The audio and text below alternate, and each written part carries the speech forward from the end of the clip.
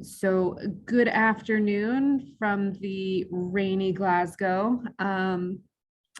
Today's session, we are going to focus on assessing your assessments. So we're going to focus on looking at how we can make our assessments more inclusive and more accessible to our students, especially given the now kind of variety of ways that our students are accessing our assessments and doing things within campus. So the first thing that I want to do is talk about this idea of what it means to have an accessible assessment, because that word accessible means different things to different people. And I want us to start thinking about it beyond just the physical space. So can students access a physical space, and what the physical barriers are to hinder students being able to access our assessments or even access education in general, and start to think about the other things that can potentially prevent them from being able to feel included or be able to access the information and the assessments and the things that we do on campus. So this is things like, thinking about internet connection, thinking about their background, thinking about cultural influences and factors.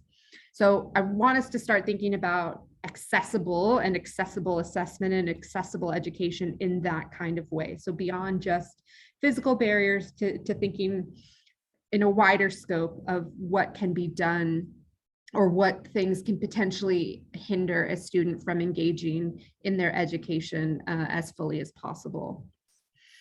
The other thing that I really want us to think about is the idea of, inclusive learning, and thinking about the ways in which we design our assessments and our courses and curriculum in general, to make sure that what we are doing is allowing our students to engage in their learning in a meaningful way that is, relevant to not only what they will be doing when they earn their degree, but relevant and works for them too within the context of their culture and where they will be, moving on, to things. So I also want us to think about this idea of, what diversity actually is, and, what I mean when I say diversity of our students. So this is things like their language. We are so lucky to work on a campus where English, for many of our students and even our faculty, is their second or third language. So how does that impact the way they learn and the way they read things and the type of language that they're going to use, their thinking styles? If they're someone who I need to write things down, I need to map it out, I need to see it kind of in picture. Some people do just fine with a dialogue. Some people prefer to be able to have conversations. Some like to do it on their own. So thinking about that, and thinking about how race and culture and gender and sexual orientation and religion and how all of these things that make us who we are, how those differences can potentially affect the way that someone engages in our classes and can affect, our expectations of them as well. So the picture on the right is just some of the potential things that make up diversity, but these are all things that we can start to consider when we are thinking about that and when we are thinking about potential barriers to engagement. So one of the first things that we can do, and apologies that there are so many words on the slide, but you will have access to these slides after today's session, so you can come back to it. And really what I want us to start doing is when we are thinking about creating more inclusive learning designs and we're thinking about how to be inclusive, is I want us to think about what are the things that stop our students from engaging with our courses or hinder their engagement with our assessments. So, there are a couple of questions that you can ask yourself that become really important when you're designing your assessments. And that is, what's the material? So what have I set out in my ILOs that I've said, these are the skills that students should be able to demonstrate at the end of the course. I've told them that they can do, X, Y, and Z. And we've covered this material during the semester. So during the lectures, the tutorials, the seminars, however they engage, this is the material that's been presented. This is, these are the core ideas. This is what I want them to be able to understand. And these are what they need to have when they're, moving forward and progressing on the program. And these skills are also important when they move beyond our program and into the working world. So really having an understanding of that and thinking about what that means. And then thinking about logistical things. So things like, how many students are in your class? Where are they? Because right now we've got students literally all over the world. Not all of them have chosen to come, specifically to Glasgow because they're still doing most of their stuff online. So we've got time zones, we've got, online learning. We have our students who are based on campuses in China or in Singapore. We have this kind of pandemic looming over us, which means that now our students who have caring responsibility may have to be dealing with kids that are interrupting them as they're, trying to complete coursework and they can't just sit down for an hour or two uninterrupted. We've got, students who may have stayed at home. So now they're working with slow internet connections because there's, 5 people in the house and everybody's trying to do their Zooms and do their work and these things. So thinking about these and thinking about what that means in terms of the journey that our students are taking within the semester. So do they have time to talk to each other? Do they have the space to, work together collaboratively or hold discussions? Do you need to make sure that the slides you post are recorded or narrated? Are your sessions recorded so that they can come back to it in case they have, issues? And then how are you going to assess them? What's the best way to assess them? Is it something on, an online timed exam? Is it through Moodle quiz? Is it, a project that they upload as a PDF or a Word doc? Is it a video presentation? All of these things you want to have the answer to. What technology is going to be helpful? What are some of the barriers that our students might face if we're using technology? How do we make sure that we are trying to accommodate as many of our students as possible so that they all have that equal chance to engage in a way that is going to, allow them to demonstrate that learning? Because at the end of the day, our assessment is the opportunity for our students to show off their skills, right? We've told them in the ILOs, this is what you should be able to do. And the assessment is then their chance to actually do that and to show us that they've learned these things that we've, set out for them.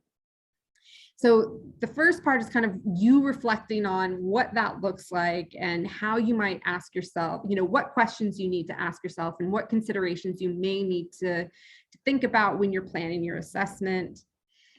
Then, thinking about, when you continue to reflect on it, thinking about what makes learning difficult for your students.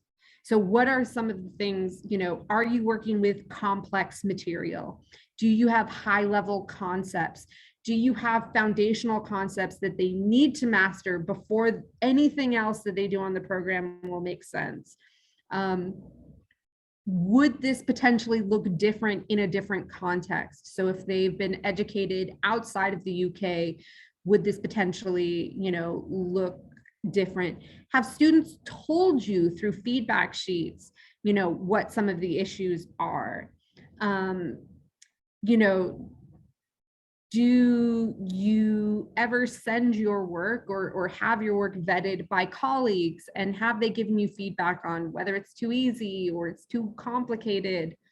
So looking at those things and thinking about that too is going to help you then reflect further on, what you can do to create an inclusive and accessible assessment, but also think about the ways in which you ask your students to demonstrate that knowledge, and how you get them to start thinking about the ways in which things, can kind of connect with, between the learning and the assessment, and take into, take into consideration, the many different factors that our students are bringing to the table. So when you think about those types of things, thinking about your experience with the students, thinking about what you know about different learning styles, thinking about what you know about different learning differences that our students, and some, learning, some challenges that may, present themselves throughout this process. You can, you can start to think about, what you might want to do, with this. And this is so that you can look at the areas where your students might potentially fail, so you can do something about it, and you can strengthen that area, or you make sure you spend some time highlighting this work and highlighting, why these are potential issues for students and how they can get around them. Because as my colleague and best friend, Dr. Errol Rivera, who designed this process that we're kind of going over, has said, you want to make sure that you're not making we're not making education hard for the wrong reasons, right? We want it to be hard and challenge them, and we want them to be able to grow in their skills, but we don't want to have up these barriers that mean they can't access that part. So we want to make it, hard for the right reasons. So then, once you're kind of thinking about that, then now you want to think about how you're aligning your assessments to the fail points and how your ILOs, how all of this fits together. So think of it as, a giant puzzle piece, and you're trying to make sure that you have all of the pieces of the puzzle so that they can put them together and have that complete picture for your course. And thinking about it, you want to think about all of these and think about your outcomes within the three domains of learning. So we'll get to that in a second, what those three domains are and what that can look like. But you can try and think about, if we're looking at these domains, and we're looking at our ILOs and we've rewritten them to meet these domains because that fits with, what is important for our students to know, and that's the learning. These are the skills that need to be covered. Then you can start to think about, how you cancel out those fail point impacts. So you've seen the, the example here is if it's a cognitive domain verb in the intended learning outcome, and in this case it's explain, and the fail point is, really dense material in a limited amount of class time, then you can redesign your lessons, you redesign the assessment. So students have to, explain things as they move along, so that you're taking the density out of it and you're lightening the load, you're breaking up the material, so it's small groups of students, or individual students are presenting, a tiny piece, so that everybody is doing little bits of work. And suddenly this very complex process becomes a little bit easier to digest.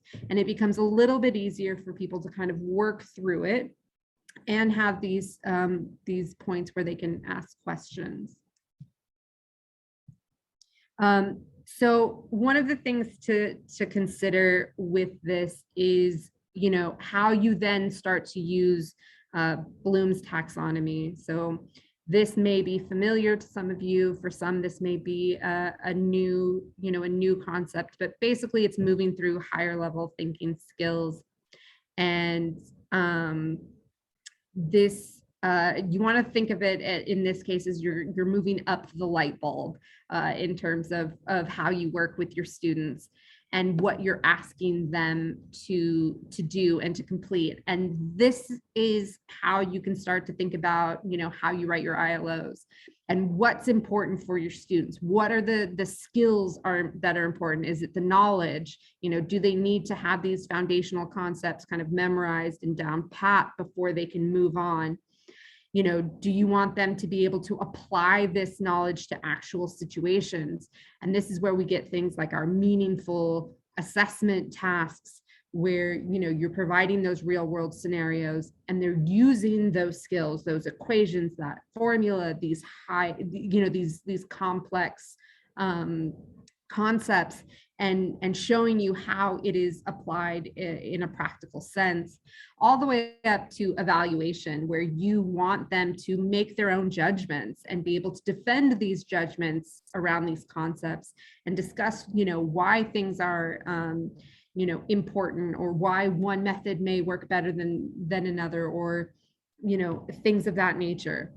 So once you have that kind of in line, and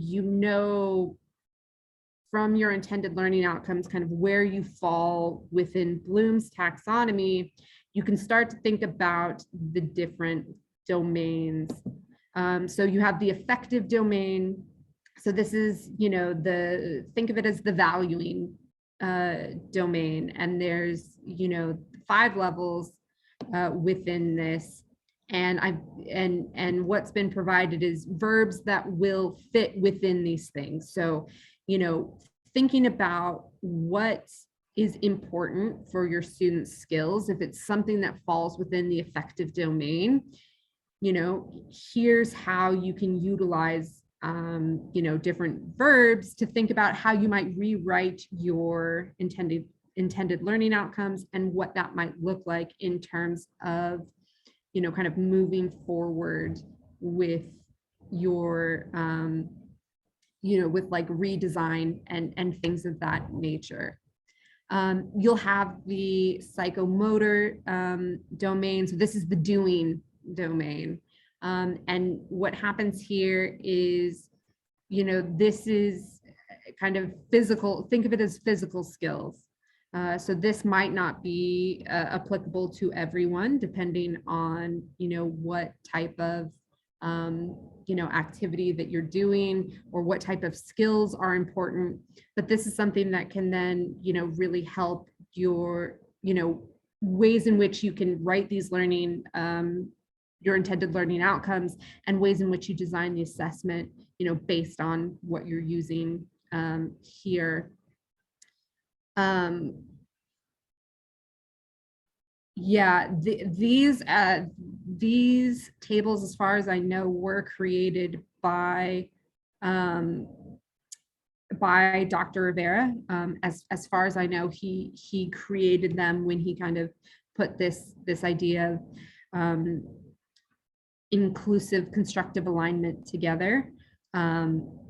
But I can double check with him in case they came from somewhere else so that we can have the source for it. But as far as I know, these were designed by him. And the last, I gave you 2 of the same, sorry. So those are, those are the things that you can think about, and these are ways you can kind of consider,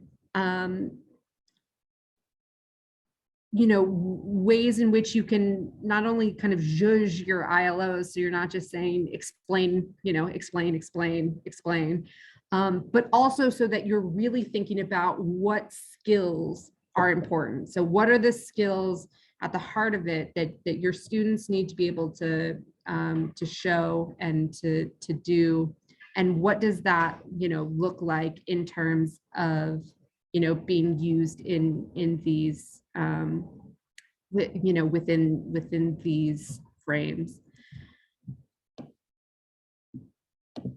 Any questions about that part of it before we move on to the other part of it, that in terms of thinking about inclusive and accessible assessments? Yeah, Nick? Yeah, I was just wondering, so I really liked the reflection and the empathic questioning, etc. Is there something like a not template, but something that kind of almost helps you step by step to do this reflection? Yes. So this is part of a larger methodology that that Errol has put together, and it does have some kind of questions. He's still sort of in the process of fleshing out all of these questions. We're using this too as kind of a guinea pig to put it out and see how people can work with this. So Errol is Dr. Errol Rivera. He is currently at the University of Cardiff. And he designed, this methodology of inclusive constructive alignment, and how you can, make sure that from the very beginning, you are creating assessments and courses and things that are as inclusive and accessible as possible, so that you don't run into problems, as a student's completing something or after a student has completed something. It's trying to build in ways to make sure that your design is as strong as possible as soon as possible within the process, because then it's about maintenance and it's not about redesigning as assessments change and as things start to look different.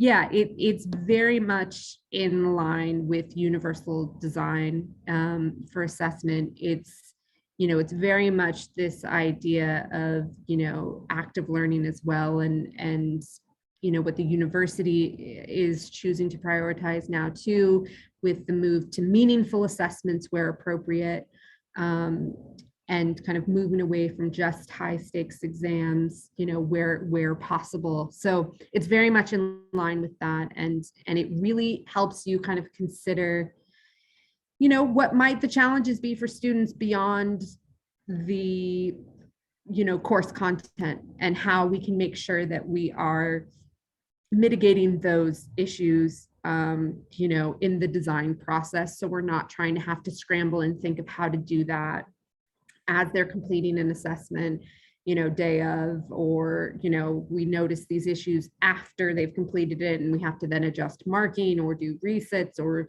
all of these things. So that's what that's what that process is kind of trying to get you to think about and consider. And the second part of today's session is to think about some other little things that can be done, some easy, quick wins that will help make sure that you are creating accessible assessments in terms of things like potential learning differences that our students may have. So things like students who are dyslexic, students who have ADHD, students who have vision or hearing impairments, just thinking about what that looks like, and what we can do with our assessments, and really any of our course material to make sure that our students have access to it. So when you're thinking about layout and you're thinking about the structure of things, making sure that you don't have, just a massive paragraph of block text, making sure that you are using, dyslexic friendly fonts, but you're utilizing things too so it only contains the necessary information, short sentences, and, that are uncomplicated in structure, unless that is part of the assessment to decode, making sure that is, available for them, making sure that you are using illustrations or images that may help, students with difficult terms or, potential unfamiliar words or things like that. Again, so, making sure spacing and, bullet pointed lists and things of that nature when you're giving lots of instructions can really go a long way in helping someone, make sure they can read it and make sure they can focus on what's being said and they can digest that information properly. This includes funny things like fonts and background colors. So using Open Sans fonts, all Microsoft Word products include Open Sans fonts, which means that they are dyslexic friendly. And so thinking about those, I've given you some. I know Comic Sans is going to be the controversial one on this list, but I can't help including it just for a giggle. I don't think I would necessarily use it professionally, but it does happen to be a good dyslexic friendly font. But I've given, I think the best one to use, because it is one that is on all of these programs, would be Open Sans. So that's going to be a good dyslexic friendly one. Thinking about font sizes. So your font sizes should be between 12 and 14 points on written documents, larger on slides if you can manage. And some of our students who are dyslexic, they may require a larger font and they may request that. So that can be done on a more individual basis, whereas some of these things, right, you can easily change the font on your slides or on your Word document without it disadvantaging anyone, in any way. And then things like avoiding stark white backgrounds where you can. So, really bold black text on stark white background is very hard for students to read, our dyslexic students. And so, making sure you have that, utilizing, where you can. I know that you don't often, if you send something to the printer or you're using, Microsoft Word, it kind of defaults to a white, background, and that's okay. But on your slides and materials, any, printed materials where you can request, something that's off-white or things like that, that's important and can be really helpful for your students.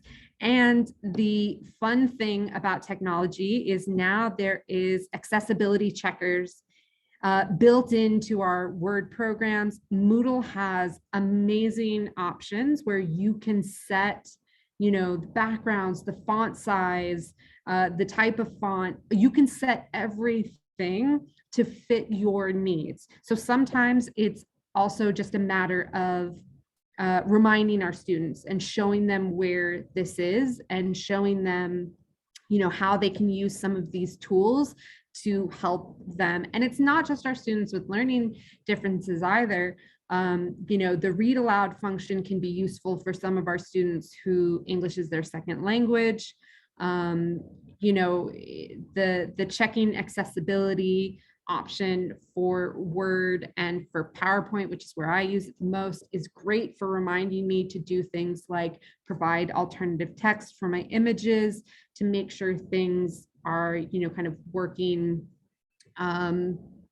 the layout is not too confusing. Like if in a perfect world, this layout isn't great, this slide layout isn't great, but because I wanted to show you the toolbar for Word, this was kind of how I I put it together. And Nick, you're right. It does take a bit of time. It can be a bit time consuming, but the accessibility checker makes it much, much easier to do. And, and it is worth it, especially if, like me, you get to reuse slides and documents and things. If you're teaching a course and the material is the same, then you've got it. Once you do it once, it's there for you. But it also, it's good for the students as well, because either some of them have been struggling with a learning difference and they don't know. So now they've got something in front of them that makes it a little bit easier, whereas they potentially struggled in the past. Or, it shows that extra little bit of caring, right? You care enough to think about what they might need and what would be, most helpful for them when they're doing something that's potentially stressful, like completing an assessment. And you've done that little bit. It's tiny, it's small, right? It's, choosing the font on your paper or your materials, but it does mean a lot. And it does really make them feel like we care about, them being able to access, the materials and like I said before, not struggle for the wrong reasons. So the other thing to think about that's going to help with the inclusive aspect and accessibility of our assessments is thinking about things like inclusive language. So thinking about, if you're working with case study examples, if you're working with, things where you're going to have names of students or names of companies or places, how can you vary that to show the diversity that's in our classroom? So even just thinking, about the types of language you use, trying to remain, neutral as well. So, things like winter or holiday break, instead of Christmas, and thinking about things of that nature and how you can be a bit more neutral and, all encompassing to our students, that also goes a long way, because in some disciplines, some of our students may struggle to see themselves represented, in the readings, in the material, and that can be a bit of a lonely experience, and it can also leave them kind of questioning if they're, in the right place. So if we do things that show this, kind of appreciation for these differences, and we highlight, how diverse our population is and how great that is, if we make that part of our design, that also goes a long way too to making a student feel included in a course and see themselves, within the field or the discipline. So the other thing to think about too is alternative formats. So considering whether the written brief is the best way to deliver that task to students. Can you do it as a video? Can you do it as a narrated PowerPoint? Can you, what are other ways you can deliver this or allow students access to your assessment information?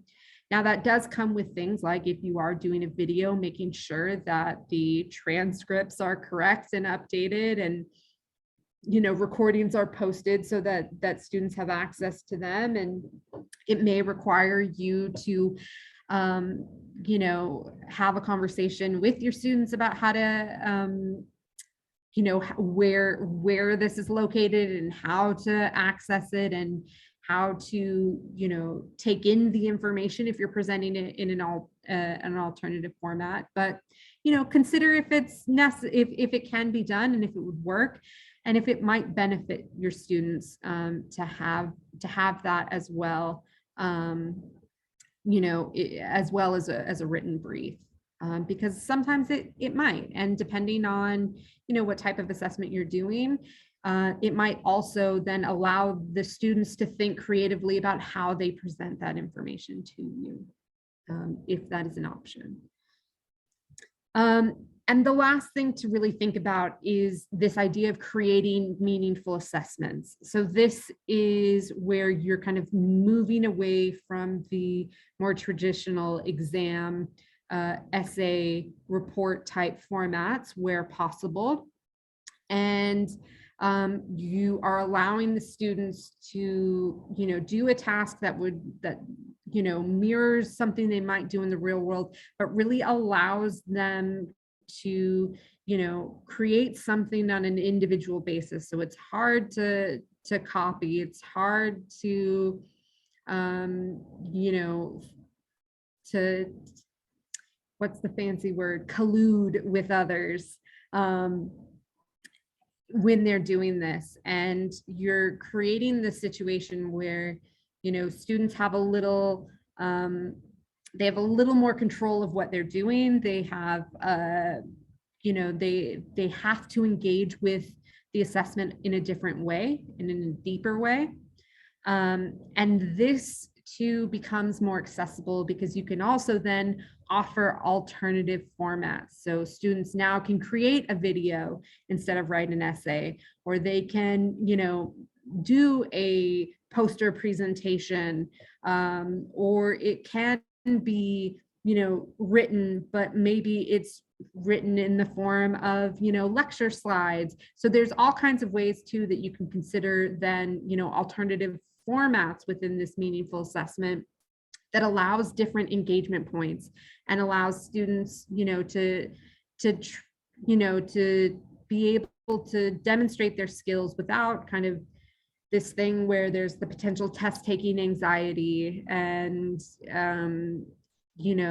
or if it's a group presentation, if students are shy and they're worried about speaking in front of others, really thinking that through. And that goes along with the bit at the start about, reflecting on what are the potential fail points, what are the potential barriers to engagement on your course, and, what can you do with that to help, once you understand those points, to help you then design your assessments.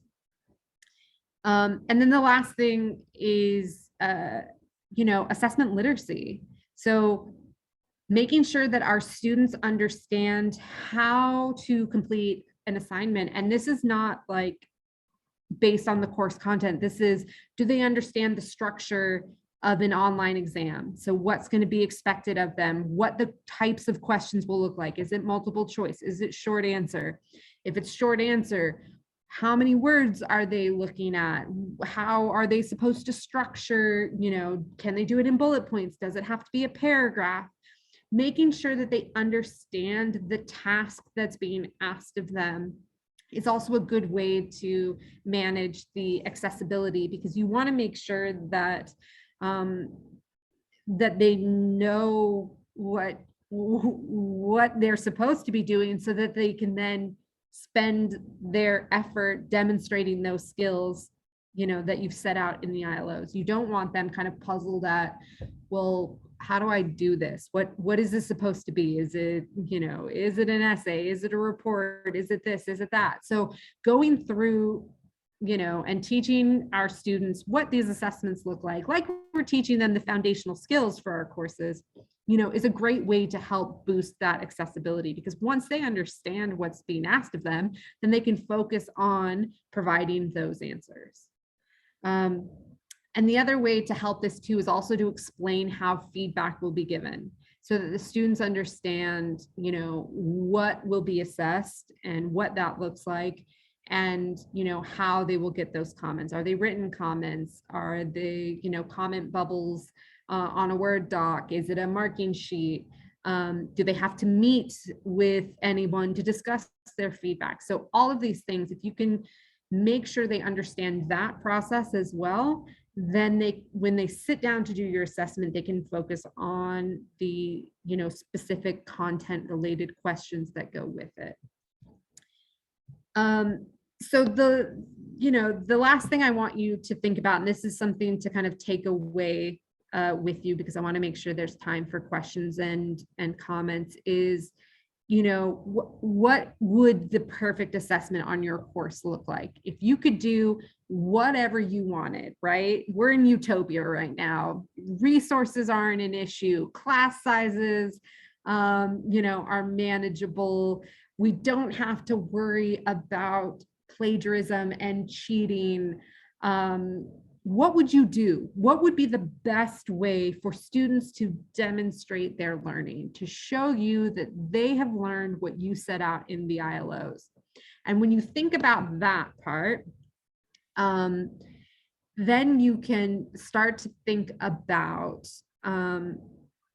the other bits of reflection at the beginning and the potential fail points. And this can really help you then create the best assessment that is realistically possible. If you start with in a perfect world, I would do this, then you can scale it and work it to, okay, realistically, this is what I can do that helps get the skill demonstration from my utopian assessment, but also works within the constructs of the resources I have available, the number of students, because obviously if you have 500 students in your cohort, you can't have them all doing, a 3,000 word individual project report, because you just don't have the time, the capacity, or the resources to mark something like that. So thinking about that, all of those things can be really helpful when you're thinking about accessibility. But I always like to leave people thinking about what they would do in a perfect world, because that's how you can start to think about your meaningful assessments as well. And with that, you've heard me yammer on for way too long. So now, if anyone has any questions or comments or experiences they would like to share, or if you think there's an accessibility tip that I may have missed, and you want to make sure that it makes it to the recording, I am quite happy to hear all of those things. The university does have the accessibility policy on the university web pages that will outline to kind of at the minimum what you need to do to make sure that your materials and your assessments and things like that are compliant with university regulation. But I always like to say that we can do better than the minimum. So that's just a starting point. But a lot of these things too that were mentioned here, so like using the accessibility checkers, Moodle does a great job now of giving us a little dial that tells us, if something's accessible or not. You want to make sure everything's as green as possible. So there are lots of things that you can do to check your materials and to consider those things. But I will now turn it over in the last few minutes or so. Vicky. Yeah, so I think what you've said all comes back to that whole idea of empathy. And so one example I'm thinking of assessment literacy. So when I was a learning development advisor at a different institution, there was one student, an international student, came to see me because what they'd done was they were doing an MCQ paper, but they hadn't realised they had to answer on the actual paper sheet. They sort of were marking the questions themselves. And that seems like a really simple example, but actually if you've not used to, if you've done assessments in another culture where, you do things differently naturally, that it is different. So you're almost setting that student up to fail. And it just underpins exactly what you've been saying throughout the session. Yeah, and there's this idea too, culturally, some of our students, they come from backgrounds where, they were educated in countries where it's considered rude to ask questions in the middle of a session. So they won't always ask, and they won't always say, this is what I'm struggling with, because in their culture, that means that the teacher has done something wrong and you're saying that they're not good at their job, rather than you've done this, but I didn't quite get it. Can we go over this? So sometimes too, even just, yeah, Sarah, this is why formative opportunities become really important. And this is why too, even having that discussion at the start of class and saying, look, there are going to be some people in here that are used to doing things this way. There are people that may be used to doing it this way. In our class together, this is what the expectation is, or at the University of Glasgow, this is what we expect. This is how we want you to engage. This is, you know, how you're going to be assessed, and what we expect of you in terms of engagement, so that they can, you know, kind of get a feel for what we want, while we're still acknowledging as well that we understand that that might be quite foreign to some of them. And that's why things like, you know, using, you know, that's why I told you at the beginning, however you wanted to engage, if you wanted your camera off, if you wanted to use the chat, all of those things, because if you didn't feel comfortable kind of speaking up into the group and asking questions, you know, this is another route to still be able to engage and ask questions and do things, but it's a little less anxiety provoking for you. There's also things that you can use, you know, technology is great. So utilizing, what is it called in Moodle, board? Yeah, so utilizing board, because that's an anonymous way that, you know, students can post questions. You can see it, so you know, as the lecturer, like who has that question. But if, you know, if a student doesn't want everybody else in the cohort to know that they have this question, it goes up anonymously. So reminding them and giving them spaces to do that, where they can also post things anonymously and ask their questions that way, where you can then provide a response as well, and reminding them that it's okay to do that, and it's okay to, you know, not necessarily feel comfortable blurting out an answer, you know, a question in class, or asking it through the chat if you're still doing this remote thing. You know, that's okay, and providing those opportunities for engagement in ways in which the student will feel comfortable really means that everybody can engage in their own way and still be able to engage. So I think that's, yeah, I think that's you know, a really good thing. Actually found that I got far more questions and comments throughout the session online than I ever got before when doing a session in the classroom. So something like you just mentioned, to have it, so when teaching in a classroom, to keep that really excellent opportunity, I think will be wonderful. I don't want to lose that, but at the same time, you know, courses that I teach online are online, that's fine, but others will have sessions on campus. So yeah. I really want to keep that. Yeah, so that is one of the really important things. And it does to make some assumptions on our students, right? That they all have some form of technology that can access the internet and be on, you know, Moodle while they do that. And of course, we can't always, you know, plan for that. You know, we have to accept that some students don't have that capability when they're coming to class, and that's okay. I used to do a thing when we did teach face-to-face, and it was something that my PhD supervisor did, and he called it the boot grip box. I just called it the question box, but he basically had a box, and it was an old shoe box and had a giant picture of a hiking boot. He teaches ecology, so I guess it's really relatable for them. But he would just have scraps of recycled paper, and you could write your question down and pop it into the box. So before class, during the break, after class, if you didn't feel comfortable asking during the class or posting it on the Moodle forum, you could pop it into the boot grip box. And then what he did was he would then post it to the forum with the response. So it'd be, the boot grip box had this question in it today.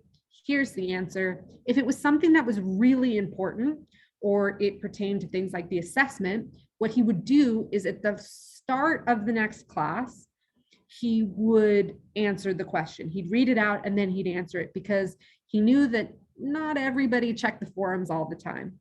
So if he thought it was something that was really important, that everybody needed to know, then he would, he would make sure that it was part of, the live session, the face-to-face session. So that's another way you can do things too. If things go back to face-to-face and you're working with large cohorts and you want your students to feel like they have multiple ways to engage, good old-fashioned pen and paper go a long way in helping with that. So that's also something you can consider. I had a colleague of mine at Lancaster who did that using Google Docs. It was anonymous. Students could just add to it and she'd refer back to it every time.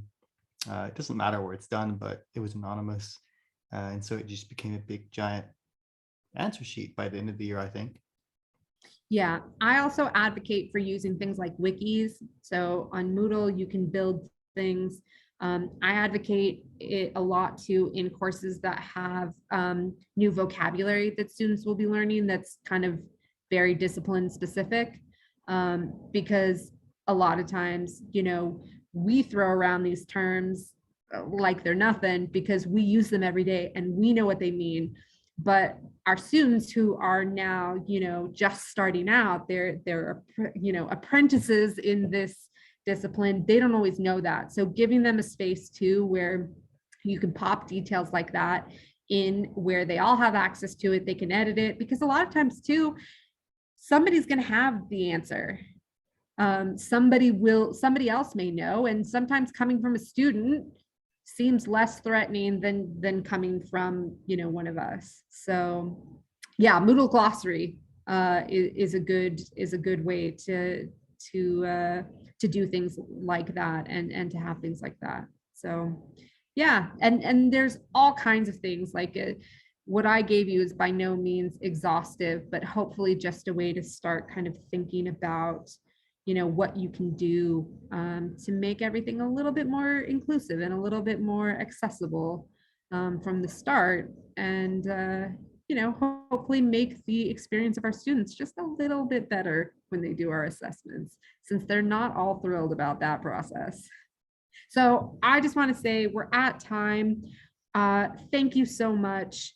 I hope you come away with some new and good ideas. And I am always happy, more than happy to chat. So you can email me if you have questions. And I'm always happy. My inbox is always open. So thank you. Very much appreciated for you giving up your afternoon to think about your assessments. It has been super useful. Thank you so much. And also thanks for Sarah for organizing it. I'm looking forward to the slides. Yeah, could you send me the slides, Kim, and I will get Fiona to send them around to everyone. Yes, I will. Thank you. Yeah. Really good. I'm going to stop the recording.